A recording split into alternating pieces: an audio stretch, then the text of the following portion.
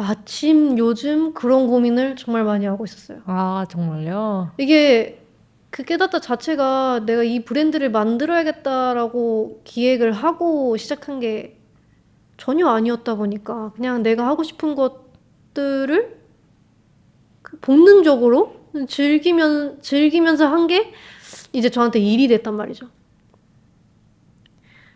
근데 어쨌든 1년이 지났잖아요.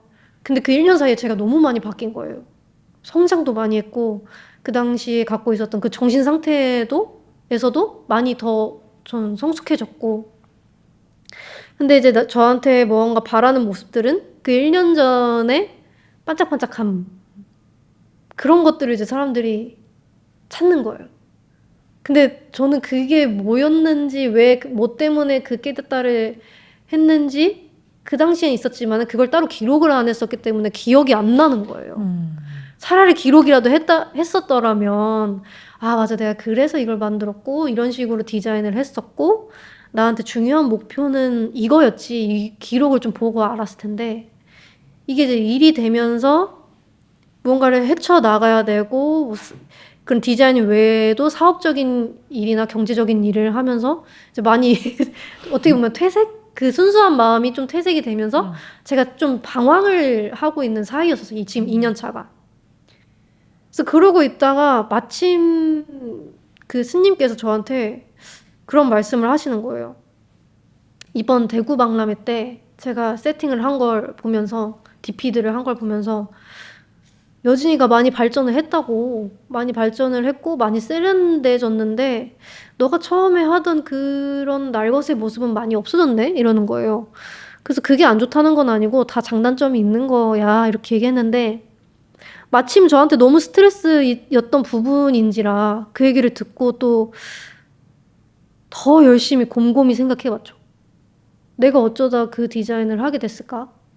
내가 하던 DP들은 어쩌다가 그런 말들을 하게 됐고 어쩌다 이런 기획을 하게 됐을까? 그 부분에 대해서 많이 고민을 해봤어요. 찾아보니까 정말 타인의 행복을 위해서 한 거였더라고요. 제가. 중생아 사랑해라는 것도 저도 위로받고 싶은 그런 마음이 있었지만은, 중생이 사실 불교에서 되게 그런 뜻은 아닌데 인식이 부정적인 인식이거든요. 깨닫지 못했다는 거니까. 근데 이 사실 중생들아, 맞아요, 약간 이런. 맞아요. 뭐 약간 미련하고 어리석고. 근데 부처님은 중생이 부처고 부처가 중생이다 이렇게 얘기를 항상 하시는데, 사람들 입으로는 그냥 그렇게 인식이 되고 있는 거죠. 근데 이제 제 생각은 그런 부정적인 중생을, 중생이 어쨌든 사람이잖아요. 그런 중생이란 이유만으로 사랑한다고 얘기를 해준다면은 거기에 대해서 큰 위로를 받지 않을까? 해서 중생아 사랑해를 기획을 하게 된 거예요. 근데 실제로 좋은 의도로 기획을 했는데 정말 어르신 같은 경우에는 그래도 싫어하시는 분이 계시더라고요. 그냥 중생이란 단어가 부정적이어서. 아, 근데 아무튼 제 의도대로 누군가 또 그런 말들을 써주더라고요. 아, 내가 언제 한번 이렇게 그냥 중생이란 이유로 사랑한다는 말을 들어본 적이 있었던가. 근데 여기서는 그냥 중생이라는 이유로 사랑한다는 말을 듣네. 그래서 간만에 사랑한다는 말을 들어서 너무 좋았다. 뭐 이런 글들도 있었고. 그리고 수행정진 하면 돼. 그것도 그 한창 비트코인 때문에 그 아세요, 밈? 그 네. 삐에로 밈 나오면서 그냥 자살하면 그만이야 약간 이 밈이 있었어요. 네. 근데 그 말을 저는 좀 긍정적으로 더 효율적으로 생산적으로 전복을 시키고 싶었던 거예요. 아, 그래서 삐에로의 그 무지 같은 느낌을 가져와가지고 거기에 자살하지 말고 그냥 수행정진 하면 돼. 약간 이거를 저는 더 살려주고 싶었던 거죠. 그래서 수행정진 하면 돼라고 좀 긍정적인 밈을 만들 수 있을까 하는 시도로 또 탄생을 하게 된 거였고, 깨닫다도 내가 좋아하는 재밌다고 느끼는 불교를 사람들한테도 마찬가지로 내가 느끼는 대로, 불교는 사실 어렵지 않고 그냥 이렇게 즐기고 그냥 자잘한 것들 티끌 깨닫다 모아서 태산 깨달으면 되는 거예요. 약간 이런 거 전달하고 싶었어요.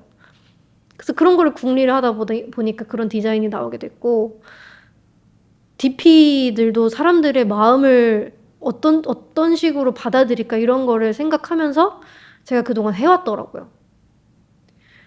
그래서 제 추구미라고 한다면은 사실 조금 스트릿한 감성도 좀 있고 약간 미국의 감성도 제 나름대로는 좀 있어요. 디자인적으로 본다면. 근데 궁극적인 거는 사람들의 행복인 것 같아요. 내 디자인과 말투에서 심리적으로 이 사람한테 행복감을 줄 수 있나? 사람들이 이 혜택 컴퍼니의 팝업에 와서 그냥 물건을 사는 게 아니라 여기서 너무나 즐겁고 행복한 경험과 체험을 줄 수 있나? 그거를 많이 생각하고 그동안 진행을 했었더라고요. 그러면 어떤 팝업이나 그런 오프라인 행사는 정말 그 사람들을 대면하는 거잖아요. 그러면 막 더 다가가세요? 아니면 약간 기다리시는 편이에요? 진짜 그런 스타일이 아닌데 커뮤니케이션을 활발하게 해요. 거기를 오는 친구들 중에는 그냥 뭐 대중적으로 뭐 인스타나 이런 걸 우연히 봐가지고 뭐 데이트 코스 이렇게 오는 친구도 있지만은 이제 어쨌든 제 또래들이 거의 오잖아요. 근데 제 또래들의 심리가 내가 무언가를 좀 의도를 했어. 뭐 패션이나 이런 것들. 이런 것 좀 알아봐줬으면 하는 심리가 다 있단 말이에요. 네. 그러면 적어도 해탈 컴퍼니가 하는 공간에서는 그런 걸 좀 알아봐줘야지 해서 좀 꾸미고 온 친구들이나 봤을 때 뭔가 좀 의도를 했거나 그게 제 눈에 띄면은 일부러 그걸 얘기해줘요. 패션 진짜 멋있게 입으셨네요. 저 스타일 진짜 멋있는데요. 실리카게를 좋아하시죠? 막 이런 거 얘기 많이 하고 뭐 그런 불교 옷도 일부러 맞춰 입고 오세요. 그런 것도 좀 알아봐주죠. 너무 귀엽다. 불자신가 봐요. 불자신가 봐. 저희 거 언제 입으셨어요? 저희 브랜드도 또 입고 오시거든요. 네. 저희 행사하면은 그냥 단발성으로 끝나는 게 아니고 여기를 진짜 3-4번이고 찾아오시는 분들이 계세요. 그러면 또 너무 감사하기도 하니까 뭐 이런 저희 옷 해탈 컴퍼니 이거 언제 사셨어요? 진짜 너무 잘 어울린다고. 근데 사람들이 사실은 다 진짜 칭찬에 목말라 있고 조금 더 자신이 의도한 것들 그 내 좋은 점들 장점들을 알아봐 주길 원하잖아요. 근데 그런 것들을 사실은 제 생각에는 집안에서도 안 해준다 생각하거든요. 가정 내에서도. 근데 해탈 컴퍼니의 공간에서만큼은 사람들이 그런 마음을 좀 알아주고 싶어요.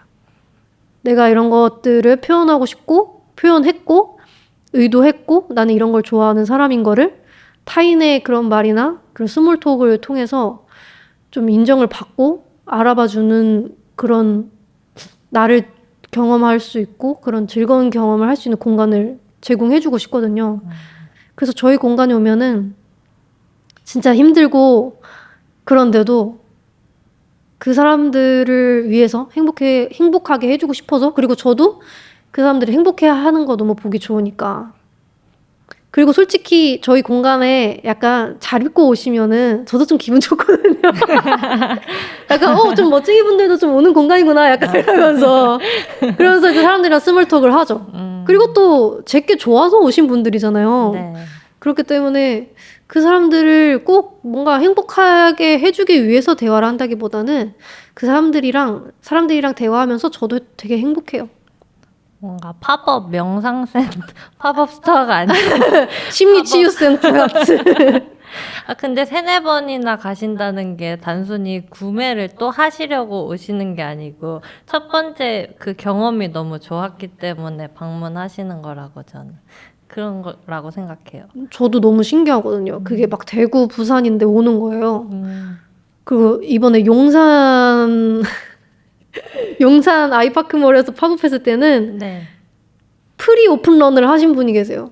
그러니까 오픈하기 하루 전날에 오신 거예요. 그분이 너무 기대가 돼가지고 헌팅 오셨다. 설치 날에 오셔가지고 그걸 막 또 스토리에 태그를 하고 근데 그분이 진짜 3-4번을 친구를 계속 데려오면서 와주시고 또 한 번 오신 분들이 뭐 2번 오고 이러는 걸 보면서 저도 좀 너무 신기하고 약간 이해가 좀 안 되기도 했거든요. 근데 스님이 하시는 말씀이 그 친구들한테는 이 공간이 숨통이라고. 우리가 어떤 공간에 가거나 아니면 타인을 만나거나 그냥 모든 매 순간이 사실은 굉장히 긴장되어 있거든요. 그렇잖아요. 맞아요. 내 모습을 좀 가면을 좀 한 차례 쓰고 보여줘야 되니까. 근데 혜택 컴퍼니에서는 의도 자체가 사람들을 행복하게 하기 위한 공간이다 보니까 그런 사람들의 마음을 알아주다 보니까 그런 경계를 지을 필요가 없는 거죠. 특히 도시 사람들은 아마 좀 더 그런 것들이 더 있었을 것 같아요.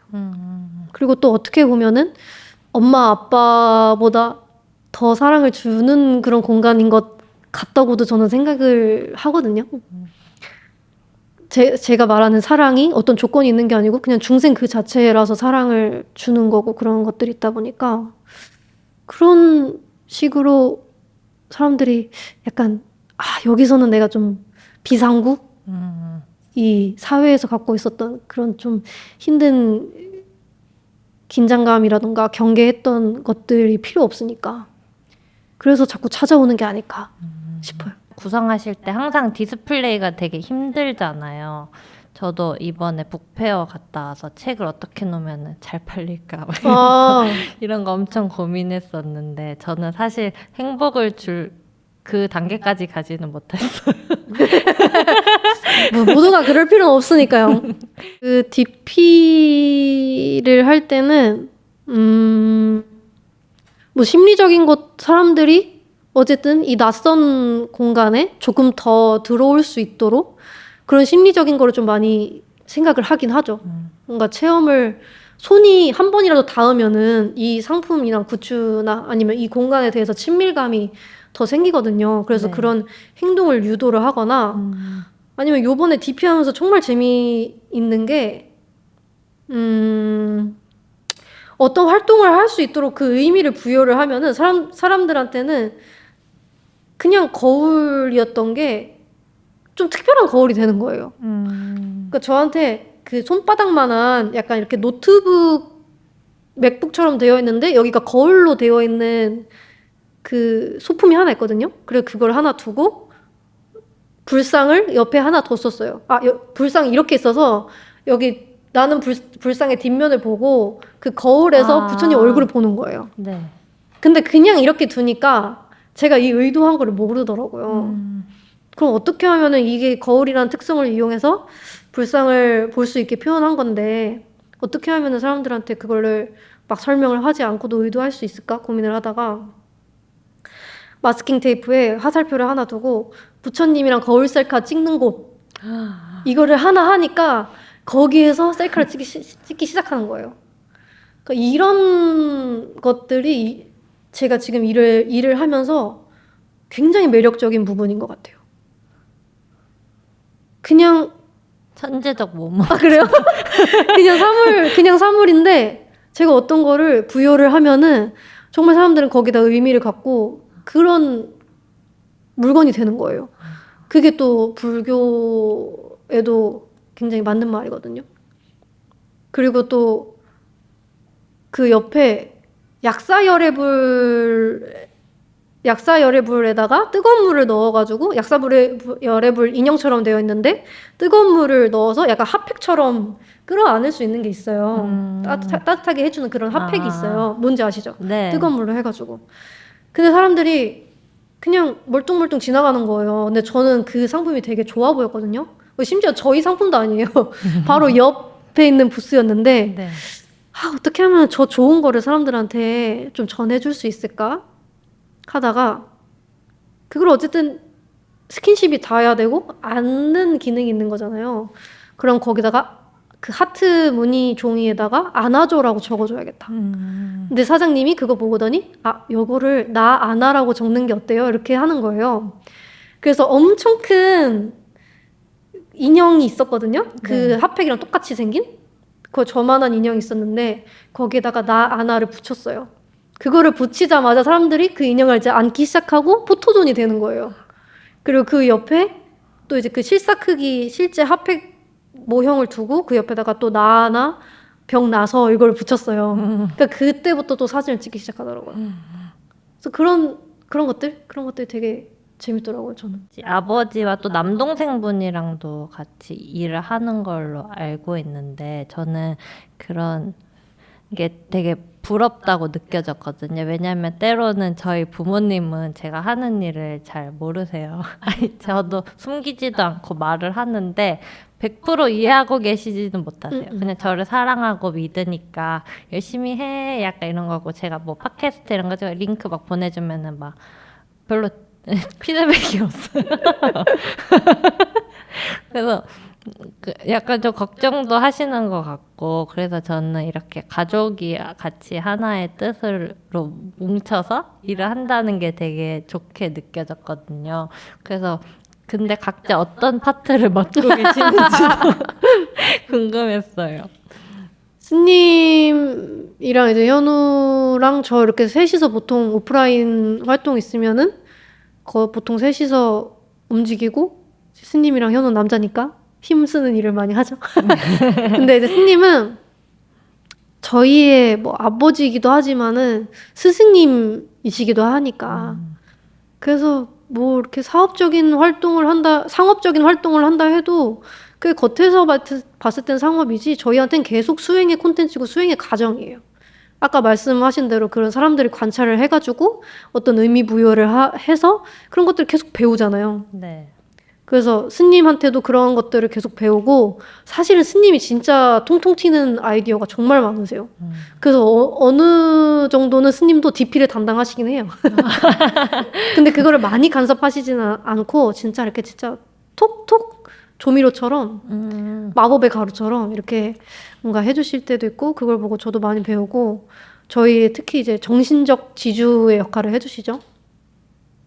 아이디어도 좋은 아이디어 많이 주시고 그리고 현우는 진짜 저랑 딱 정반대에 있다고 생각하시면 돼요. 걔는 좀 더 행정 쪽, 기획, 그리고 사람 만나는 것도 좋아하고 저는 그런 걸 진짜 못하거든요. 비즈니스적인 친목을 다지는 걸 정말 못해요. 정말 못해요. 진짜 못하겠어요. 그 약간 회식 자리 가가지고 네 안녕하세요 막 그 악수하는 그런 자리 있잖아요. 저는 그게 약간 체질적으로 좀 거부감이 있는데 현우는 뭐 약간 그 기다렸다는 듯이 여기가 내 무대다 약간 이런 느낌으로 그러니까 부러워요. 어른들 만나가지고 뭐 제가 이런 일을 하고 그러시냐고 하면서 이제 그런 인맥들도 잘 만들고 정리도 잘하고 그리고 해탈 컴퍼니의 제작 그 굿즈 제작들은 현우가 다 하고 있어요. 뭐 공장에서 연락해가지고 발주 넣고 그리고 티셔츠들도 일부는 제작을 하고 있으니까 그 대구 지금 학교 다녀가지고 대구에 있거든요. 그 대구 작업실에서 친구들이랑 티셔츠 만드는 역할도 하고 있고 그리고 현우가 작년에 대학생 불교연합회 회장이었기 때문에 대불련 쪽에 또 인맥 네트워킹이 있어가지고 또 일손이 필요하면은 거기서 이제 사람을 구하기도 하고 그 일손은 대체로 현우가 잘 구하는 것 같아요. 그리고 이제 저는 주로 이제 기획이랑 디자인이랑 어떻게 보면은 해탈 컴퍼니의 그 정체성의 겉으로 보이는 그런 핵심들, 정신적인 것들은 제가 담당을 하죠. 코어적인 것들은. 크리에이티브 디렉터. 크리에이티브 디렉터인가요, 그게? 네. 디렉터의 역할을 하고 있습니다. 되게 좋은 삼각 연합인 것 같아요. 맞아요. 제가 작년에는 완전히 그냥 저 혼자 다 했거든요. 근데 이제 2년 차에 이제 현우랑 함께 하게 되는데 너무 좋아요. 그러면 남동생분도 어떻게 보면은 길게 봤을 때 불교 관련된 일을 하고 싶으신 거예요?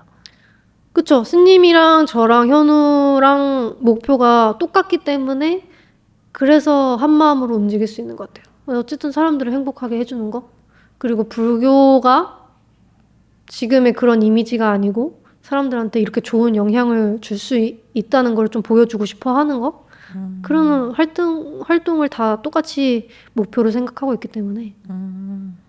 저번 대화에서도 그렇고 오늘도 되게 아버지 스님에 대한 존경을 느낄 수 있어. 사랑과 존경 느낄 수 있었는데 아까 초반에 말씀해 주시기도 했지만 저도 그런 생각이 들더라고요.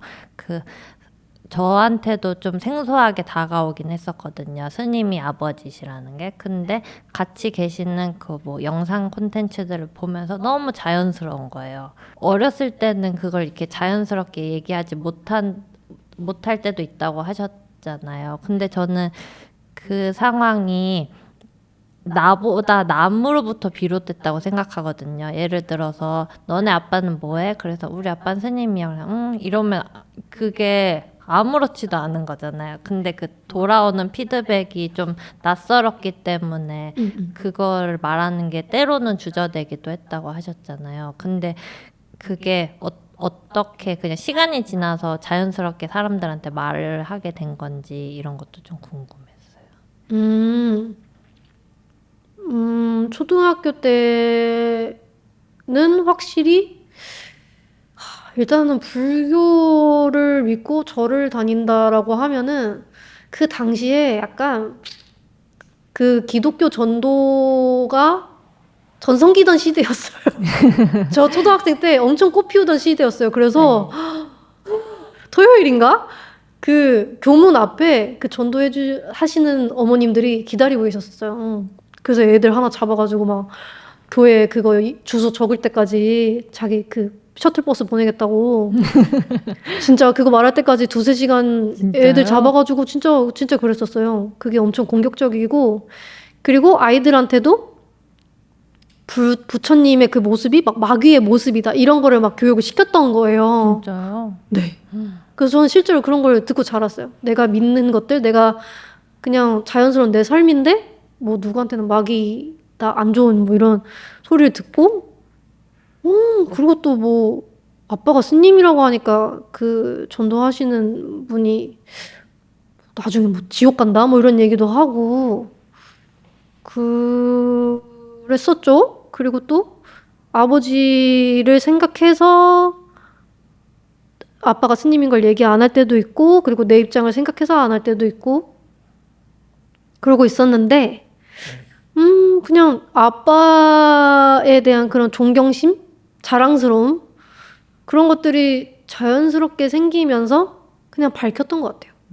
그리고 또 이게 저한테는 굉장히 중요한 문제잖아요. 아빠가 스님인 걸 그걸 뭐 바꿀 수도 없고.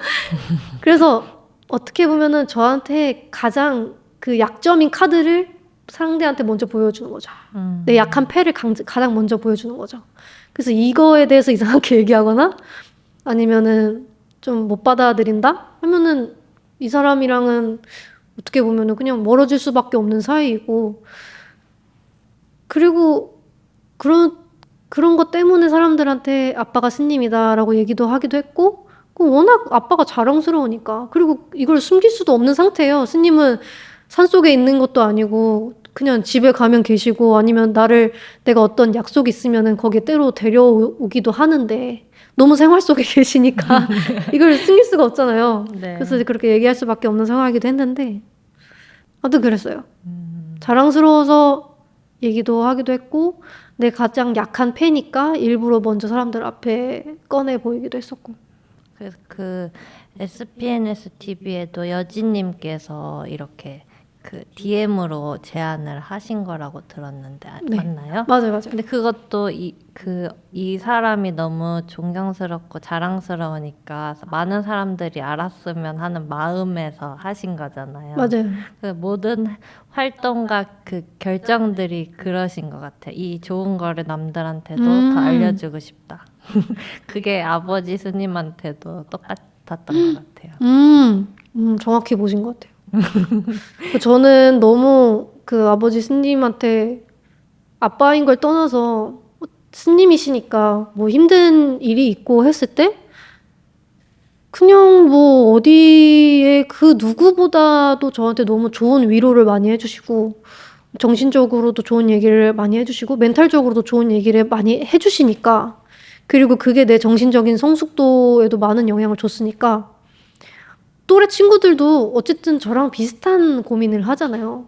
근데 그 얘기를 듣다 보면은 저는 듣는 것밖에는 해줄 수가 없는데, 이거를 실질적으로 뭐 불교 수행을 한다거나 아니면은 스님한테 얘기를 한다면은 더 좋은 피드백을 받을 수 있을 텐데 해서 가장 가까운 지인들한테는 이런 얘기를 나한테도 좋지만은 스님이랑도 대화를 나눠봐라.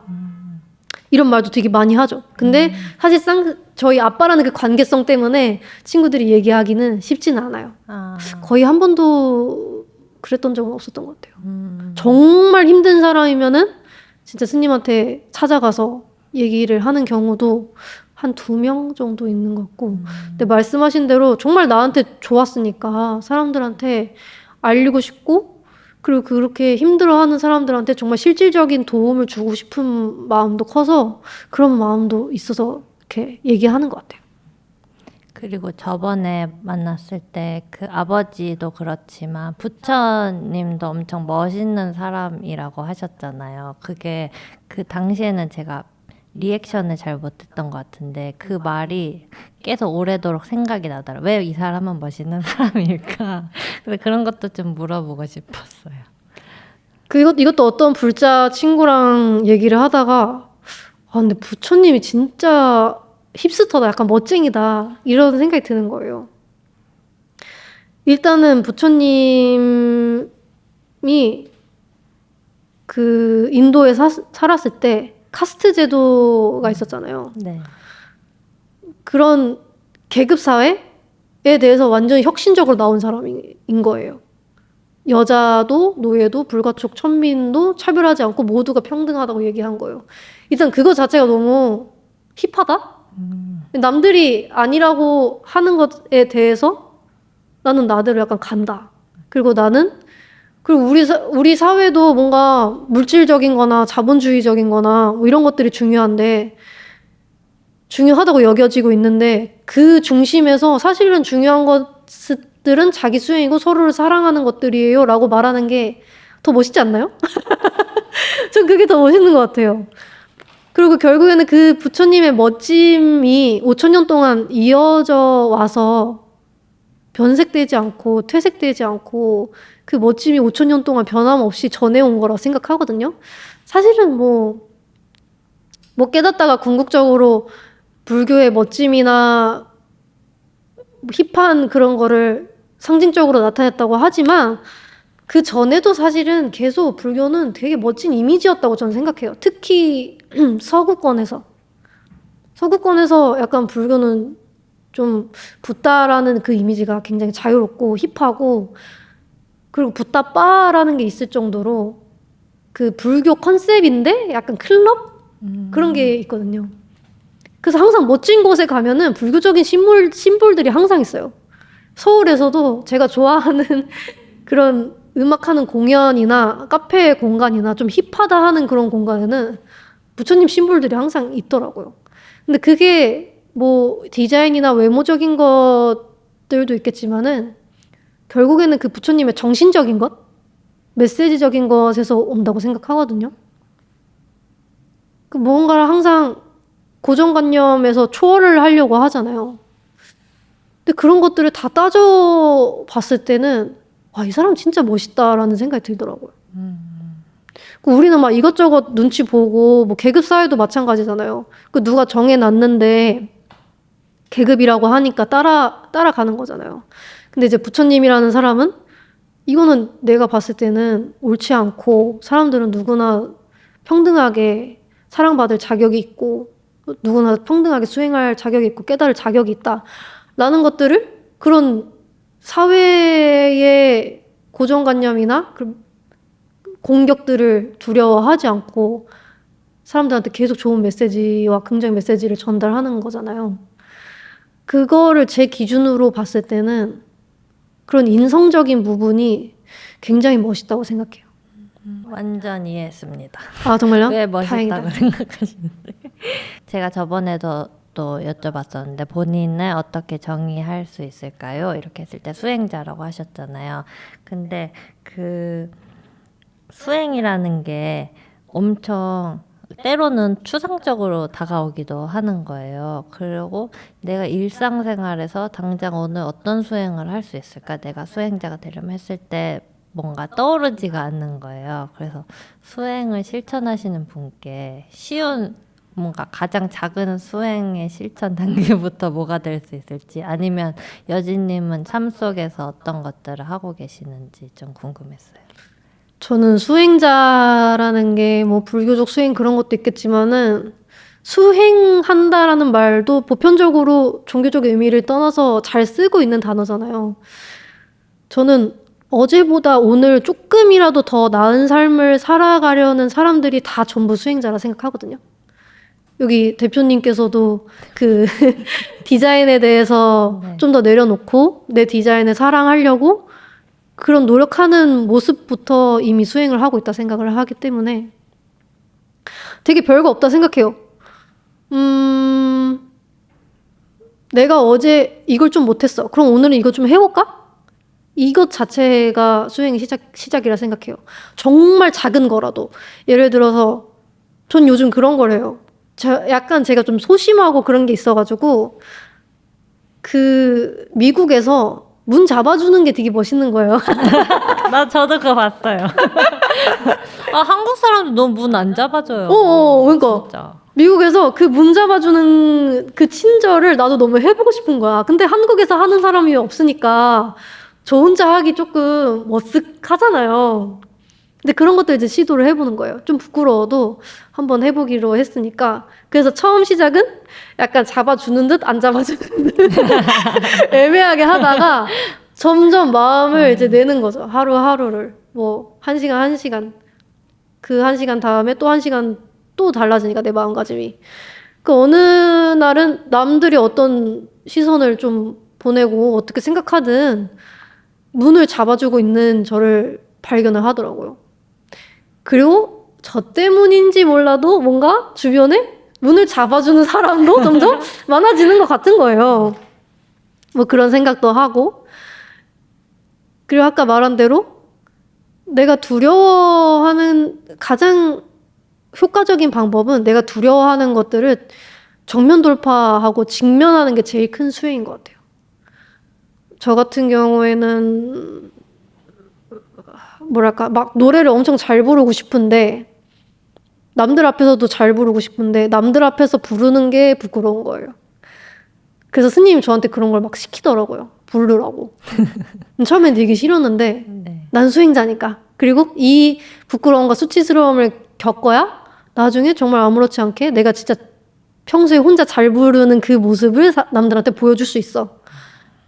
그래서 그런 기회가 있을 때마다 그냥 불러요. 부끄러워도. 부끄러운 건 잠깐이니까. 저는 그런 식의 수행을 항상 하는 것 같아요.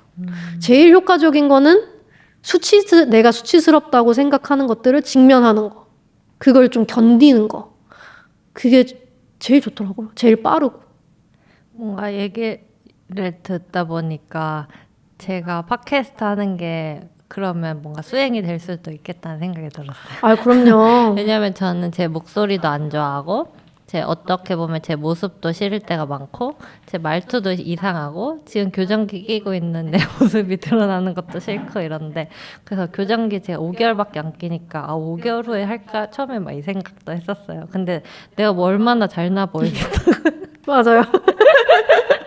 내가 5개월 안에 이렇게 좋은 사람들을 만나서 대화하는 그 시간을 놓치면서 교정기 안 낀 나의 모습을 남기는 게 무슨 의미가 있나 막 그런 생각도 하고 솔직히 제 얼굴을 이렇게 드러내서 이게 어떻게 퍼질지도 모르는 상태에서 이러는 것도 그러면 하나의 수행이 될 수 있겠다 이런 생각이 드네요. 그럼요. 그 알아차림 수행이라고 있는데 알아차림 수행은 그냥 말 그대로 계속 알아차리는 거거든요. 네. 뭐 내가 말을 이상하게 하고 있네. 뭐 아니면 그냥 진짜 내가 숨을 쉬고 있네. 이런 것들조차 다 알아차림 수행이란 말이에요. 근데 내가 말하는 거를 녹화를 해줘. 그러면 제가 알아차림을 애써서 하지 않아도 그걸 재생을 하면서 내가 평소에 말하는 습관이 이렇구나. 그거를 내 눈으로 보면서 확인을 하니 더 빠르게 성장을 할 수 있죠. 근데 알아차림이라는 거는 계속 진짜 깨어 있어야 되거든요. 뭐 내가 어떤 말을 할 때 좀 흥분하면서 말을 하네. 이렇게 허리를 피면서 말을 하네. 아니면 내가 좀 격앙이 되네. 이런 것들을 계속 깨어 있는 상태에서 약간 진짜 그 3인칭 3자처럼 분리가 돼가지고 저를 계속 알아차려야 하는 거거든요. 근데 그거를 때로는 놓칠 때도 있잖아요. 근데 이제 특히나 이렇게 팟캐스트처럼 녹화를 하면은 빠르게 내 겉모습이나 내 말투나 이런 것들은 빠르게 개선할 수 있죠. 한 5화쯤이면은 확 달라지실 것 같은데. 오화를 향해. 근데 알아차림 수행이 약간 듣다 보니까 사람들이 말하는 메타인지랑 비슷한 것 같아요. 그러니까 나를 멀리서 그냥 객관적으로 판단하고 보는 거. 너무 나한테 과몰입되지 않는 거. 네. 그게 진짜 중요한 것 같아요. 그 스님한테 이제 알아차림 수행을 제일 집중적으로 받고 있는데 알아차림 수행이 진짜 효과가 좋은 것 같아요. 그게 우리가 항상 무언가를 할 때 판단을 내리고 결론을 지어요. 이게 좋다, 나쁘다. 뭐든지. 제가 이렇게 제스처 많은 것도 알아차림 수행을 모르는 사람은 아, 제스처 너무 많으니까 좀 오버했네? 이거 결론을 내는 그런 생각이 습관이 있는 거죠. 근데 알아차림 수행은 그냥 판단 내리지 않고 그냥 그 현상을 보는 거예요. 내가 제스처를 이렇게 했네? 아까 말한 대로 내가 이런 말을 할 때는 격앙되게 말을 하네. 좀 흥분하네. 그냥 이 현상을 그냥 보는 거예요. 바라보는 거예요. 근데 우리의 생각의 습관은 아, 내가 이렇게 흥분하게 말하네? 다음에 하지 말아야지. 여기까지 가버린다는 거예요. 약간 어떤 느낌인지 아시겠죠? 그리고 반추하는 그런 습관들. 되게 안 좋고요. 맞아요. 진짜 안 좋은 것 같아요. 진짜 안 좋아요. 그래서 저도 계속 그렇게 판단 내리지 않는 습관을 하려고 해요. 그 생각의 그 사고의 회로라는 게 진짜 계속 생각하는 대로 그 길이 들여지더라고요. 그래서 내가 어떤 생각을 해서 계속 부정적으로 결론을 짓거나 스스로에게 수치를 주는 생각을 계속 하다 보면은 그냥 자연스럽게 내가 어떤 무언가를 해도 계속 그렇게 부정적으로 가는 길로 가는 거예요. 길을 그렇게 냈으니까. 뇌에다가. 근데 알아차림은 그냥 순간순간적으로 내가 어떤 행동을 하는지, 내 마음은 어떤지, 내 심리는 어떤지, 그냥 그걸 관찰을 하는 거예요. 그냥 거기서 끝나요. 그러면은 아까 말씀드린 대로 메타인지가 점점 되죠. 좋은데요? 너무 좋은 말을 많이 들은 것 같아요. 그래서 이게 뭔가 질문이 했던 말에 계속 반복이 될 수도 있지만 내 삶이 불교와 이렇게 밀접해서 정말 다행이다, 좋다라고 느꼈던 순간들이 있나요? 매 순간인가요? 네. 항상 좋죠. 항상 매 순간 찰나가 좋은데 가장 좋은 거는 그 사람들이 힘들어하는 그 이유랑 똑같을 것 같아요. 뭐 나한테 힘든 일이 생겼거나 아니면은 내 스스로가 너무 싫을 때가 있잖아요. 근데 그런 불교 책이나 불교 수행을 하다 보면은 일단 자존감도 많이 올라가고 스스로를 싫어하지 않게 되는 것 같아요. 자기 혐오가 없어지는 것 같아요. 그냥 나는 나대로 받아들이는 거니까 때로는 좋아 보이는 내 모습도 싫어 보이는 내 모습도 그것도 결국은 진정한 내가 아니니까. 그래서 불교를 하다 보면은 정말 매 순간이 좋지만은 가장 좋은 거는 내가 미워지지 않는 점? 내 스스로가 밉고 싫을 때가 있는데 그렇게 되지 않는 점이 참 좋은 것 같아요. 뭔가 영업당하는 거. 불교하세요, 여러분. 그래 이거는 제가 한번 여쭤보고 싶었던 건데 그러면 삭발을 하셨었잖아요. 네. 그것도 인스타그램에 그 이유에 대해서도 쓰셨고 하긴 했지만 그것도 일종의 수행 중에 하나였었던 건가요? 네, 저를 내려놓는 정말 뭐랄까 가장 효과적인, 가장 충격적인 수행 중에 하나를 너무 해보고 싶었어요. 그 여자한테 삭발하는 이 머리의 의미가 굉장히 크잖아요. 근데 다들 이 머리에 대한 스트레스는 또 받고 있고 그래서 여자라면 한 번쯤은 삭발을 또 꿈꾸기도 하잖아요. 그리고 저도 사실은 뭐 되게 편하게 다니긴 하지만은 제 나름대로 또 외모에 신경 쓰기도 하고 또 그런 이성한테 또 잘 보이고 싶은 마음도 있고 하다 보니까 그런 사사로운 세속적인 것들 다 한번 내려놓고 싶었었어요. 그리고 그거를 한번 해야 내가 어느 정도 그 수행자의 느낌은 조금 다 볼 수 있지 않을까라는 생각이 들었어요. 이게 진짜 너무 외적인 이유가 너무 크잖아요. 그런 것들을 좀 한번 내려놓고 싶었던 거죠. 사회의 시선이나. 근데 머리를 깎아보고 나니까 생각보다 머리가 주는 기능들이 되게 많더라고요. 예를 들어 약간 얘네가 기능이 햇빛 있었어요. 맞아요. 그걸 많이 느꼈어요. 일단은 진짜 저는 겨울에 깎았거든요. 네. 아, 너무 아, 너무 좋아. 실제로 모자를 안 쓰고 다니면은 스님들은 잘못하면은 그 뇌졸중이 오신대요. 뇌혈관이 터지거나. 그리고 저도 뭐 요 정도 진짜 한 요만큼 자랐었거든요. 요 정도는 뭐 좀 어느 정도 머리를 체온을 보온해 주겠지 하고 한번 맨 머리로 잠깐 그 겨울 바깥에 나가봤는데 진짜 머리가 아프더라고요. 진짜 추워서 두통이 와요. 진짜 그럴 것 같아요. 그리고 이 머리카락이 이 머리에 생각보다 은근 비듬이 있는데 그거를 한번 뭐라 그러지? 받아주는 역할을 해요. 아. 여기서 한번 좀 잡아주고 있어요. 아. 그래서 그런 역할들의 기능이 있구나. 그것도 많이 알게 됐어요. 근데 한 번 어떻게 보면은 그 클렌즈를 하신 거잖아요. 한번 싹 밀고. 그럼 뭔가 새로 이렇게 나는 머리카락을 보면서 어떤 걸 좀 느끼신 게 있으세요? 아, 그쵸. 머리카락이 거의 삭발과 비슷한 상태로 처음에 태어났는데 그때 이후로는 제 진짜 얼굴의 모습을 본 적이 없는 거죠, 저는. 머리로 좀 연출을 하고 이런 모습을 보고 있다가 그 태초의 모습을 한번 마주하게 됐는데 내 진짜 얼굴은 이랬었구나. 이게 생각보다 머리카락이 없을 때 제 진짜 얼굴도 나쁘지 않더라고요. 저는 좀 괜찮았던 것 같아요. 그리고 제가 느끼기에는 제 얼굴이 약간 속상이기도 하니까 무쌍 아닙니다. 속상이기도 하니까 약간 좀 흐릿하고 약간 밍숭맹숭한 그런 동양적인 얼굴이라 생각했는데 이걸 머리에 다 미니까 제가 생각보다 눈이 좀 진한 스타일인 거예요. 그래서 그런 것도 알게 되고 이게 내 진짜 얼굴인데 너무 반갑다. 그 반가움도 엄청 컸었어요. 진짜 이 알맹이만 보는 그런 느낌? 아무런 배경도 없이 나쁘지 않았었어요.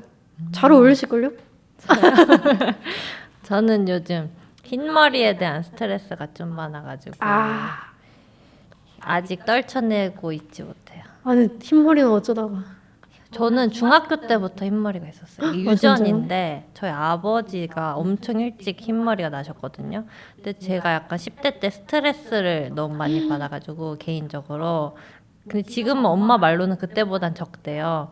근데 저는 한 1, 2년 전부터 원래는 뒤쪽에 있었는데 이제 내 앞으로 보이는 거예요. 이렇게 완전 앞머리 쪽으로 흰머리가 나기 시작하는 거예요. 근데 이게 뒤에 있을 때는 너 흰머리 많다 이러면 나 원래 많아 이러고 막 염색도 안 했었어요. 내비로 뒀었는데 내 눈으로 보이니까 너무 싫은 거예요. 그래서 지금 정기적으로 염색을 하고 있는데 제 목표는 그냥 두는 거거든요. 근데 이게 되게 그냥 두다가도 진짜 그냥 둬버리면 너무 싫어서 염색을 해버려요. 그러면 너무 기분이 좋아져요. 맞아. 그 약간 좀 깔끔해지면서 좋아지는 그 기분이 있어요. 이 좋은 거 그냥 할머니들도 맨날 염색하는데 그냥 이렇게 기분이 좋아지니까 나는 계속 하면 안 되는 거야. 최근에도 막 이게 저는 원래는 거의 혼자만 있고 만나는 사람이 한정적이니까 신경을 거의 안 쓰다가 되게 많은 모르는 사람들을 마주하게 되는 때가 오면은 염색을 하게 되는 거예요. 되게 유니크할 것 같긴 한데 저는 오히려 다양한 머리 색깔을 하고 싶어가지고 나중에 할머니 돼서 흰머리가 많이 나면은 그때 그냥 원 없이 하면 되겠다 약간 그런 생각도 했거든요. 저도 잘 수행 정진 해보도록 할게요. 다음에 만났을 때는 흰머리 덕지덕지 있는 모습 좋아요. 보여드릴게요. 기대돼요. 그러면 요즘에는 뭐지? 일적인 얘기보다는 그냥 엄청 개인적인 관심사 같은 것도 좀 궁금했었거든요. 개인적인 관심사 사실 지금 책을 쓰고 있어가지고 스토리에서 봤어요. 그래서 한번 여쭤보고 싶었어요. 필사책을 쓰고 있는데 이게 좀 기존에 있던 필사책이랑 조금 다른 시도를 하고 있거든요. 그래서 그거에 대한 관심사가 있어요. 어떻게 하면은 더 또 사람들한테 또 치유의 시간을 줄 수 있는 그런 책을 만들 수 있을까? 그런 고민을 좀 많이 하고 있죠. 사실 뭐 요즘 막 일이랑 내 삶이랑 구분을 해야 된다고 하는데 전 사실 요즘 그냥 거의 구분이 없어요. 그냥 일도 내 관심사고 그냥 내 삶도 그냥 수행의 삶이니까 그 일도 내 수행이다 보니까 그래서 추구미래. 그 관심사들도 거의 항상 비슷해요. 불교적인 그런 내적인 수행이나 조금 약간 사사로운 걸로 가자고 하면은 DP 같은 거를 어떻게 조금 더 효율적으로 할 수 있을까? 어떻게 하면은 더 좋을까? 그리고 저런 여기 있는 그 앵글렉 같은 가구에도 관심 많고 좀 그러고 있습니다. 어떤 있는 경전의 뭐 문구나 부처님의 말씀을 내가 이렇게 필사할 수 있는 건가요? 맞아요. 그 형식은 똑같고 그 밑에 조금 더 좀 쉽게 해탈 컴퍼니스러운 코멘트를 달아줘요. 그 경전이라는 게 사실은 옛날 말들이다 보니까 조금 어렵잖아요. 네. 근데 그거를 조금 더 쉽고 재밌고 어쩔 때는 좀 감동적이게 그 우리가 서로 통용하는 그런 언어들로 좀 바꿔주는 코멘트를 달아주는 작업을 하고 있고 그리고 필사책인데 필사만 하는 게 아니라 약간 어떤 활동을 좀 할 수 있게 그림을 그릴 수 있는 그런 지문들도 만들고 있어요. 기대해 주셔도 좋습니다. 네. 마지막 질문으로 제가 여기 만나 뵙기 전에 한 2, 3주간 그 속성 불교 공부를 했거든요. 와우. 근데 엄청 부끄럽긴 한데 저희 아버지가 책을 선물해 주셨어요. 그래서 근데 너무 어려워가지고 그냥 대화를 많이 하다가 제 기억에 남은 게 그 재행무상 재범무화라는 그 말이거든요. 그게 제가 부끄럽지만 이해한 바로는 모든 게 다 바뀌고 그 막 이렇게 정해진 게 없다. 막 이런 거였는데 그 말이 되게 저한테 엄청 좋게 다가왔어요.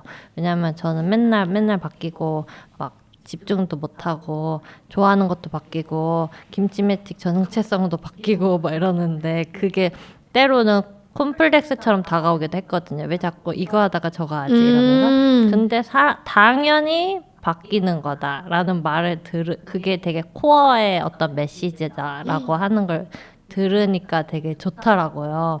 그래서 여진님과 해탈 컴퍼니도 어떤 식으로 바뀔 수 있을까요? 저희는 일단은 되게 큰 꿈을 가지고 있어가지고 뭐 지금은 간단한 팝업이나 이런 것들을 하고 있지만은 뭐 추후에는 정말 그런 명상센터 같은 거를 지을 수도 있는 거고 그리고 내년에는 해외에 나갈 일이 좀 생기지 않을까? 그래서 해외에서도 이런 멋진 K불교에 대해서 전파를 하고 싶고 근데 불교뿐만 아니라 진짜 그냥 이런 좀 좋은 에너지? 이런 거를 많이 퍼뜨리고 싶어요. 그 물에다가 돌을 떨어뜨려가지고 파동이 되면은 또 다른 데서 떨어뜨리면은 그 파동이 또 공명이 돼가지고 만나가지고 또 새로운 파동이 열리잖아요.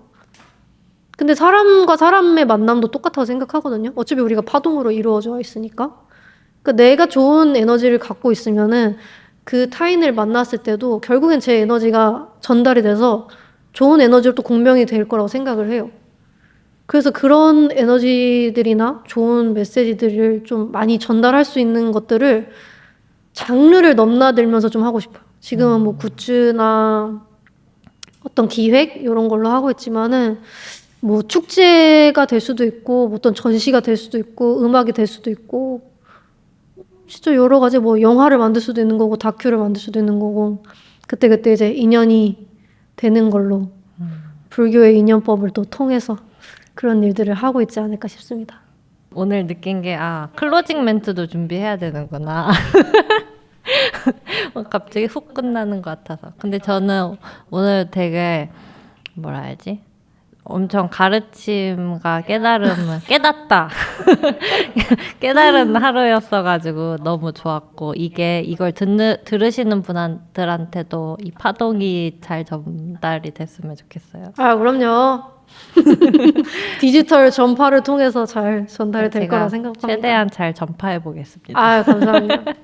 그럼 오늘 와주셔서 감사드립니다. 저도 저한테 너무 좋은 질문을 해주셔서 너무 감사해요. 네, 항상 응원하겠습니다. 김지메틱 짱! 해탈 컴퍼니 화이팅! 망했다. 근데 혹시 MBTI가 어떻게 되세요?